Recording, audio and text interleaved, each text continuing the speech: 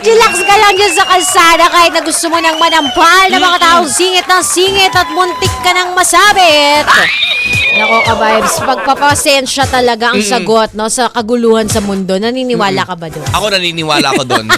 Kahit na ano, Sobra! kahit na ba nirarantan ka na ng imbahada ng ibang bansa, ganon? Correct. Chillax ka pa rin, kaya Oo, mo? Dapat lang. Kasi kapag nagre-response ka, mas lalo kang magigipit at may stress ka lang, di ba? Uy, alam mo ha, pampalubag loob ito dun sa mga nagpaparinigan tao. Isipin mo, hindi lang pala sa opisina, hindi lang sa mga magkakabarkada nangyayari yung mga parinigan at Correct. sagutan sa social media. Tama. Kundi sa mga higanting bansa rin. Totoo. Kasi yun lang naman yung pwede nilang magawa. Parang hindi naman nila pwedeng diretsuhin, tumbukin mismo. Magtampalan. Oo, di ba? Kaya dinadaanan lang sa parinigan, di ba? Ganun pala dapat. Sabihin tuloy ng mga Pilipino, sila nga ganun. Pagpapatuloy ko lang tong akin. Hindi, wag ganun. Ayun natin. Wag na ganon. Kumbaga, wag na tayong dumagdag pa sa stress at sa problema na kinakaharap nating pampersonal at syempre ng ating mga ka-vibes na nakakakita ng ating mga post, di ba? Totoo Mas yan. maganda, tahimik na lang tayo. Alam mo, Less totoo stress. yan. Ang dali kasi sabihin halimbawa na, ay, hindi naman ikaw pinariringgan ko. Bakit?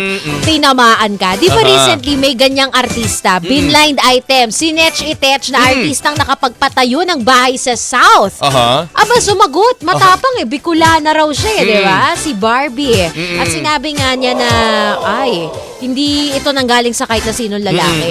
Tapos sumagot ng nag-blind item. Ay, hindi ikaw yun. Ayun lang. South of Metro Manila ang pinag-uusapan. Yun lang. Pero alam mo, nako, porke natumbok, feeling ko umiilag na lang. Sinagot ka kasi Kumbaga, talagang yung tumbok na guilty. Oo, ganun. Di ba? Pumalag. Kahit naman hindi ikaw, marami naman pwedeng tukuyin. Pero actually, siya Diba? talaga yun. Yun lang. Obviously, siya talaga yun. Kaso nga, kumibo ka, di ba? Imbis na hindi ka nabuko, hindi ka na pag-uusapan at hindi ka na-i-stress. Kaso nga, pumalag ka. Diba? Ang hirap din Ka na lang, kasi, aminin mo pag ang kaibigan mo bawa sa messenger, tapos may nakita ka sa notes na nakakairita ka na. Minsan para isip mo, ano Ako ba yun? Pilingera ka, uy! Uy, hindi sa'yo umiikot ang mundo, be, ha? Ano ka?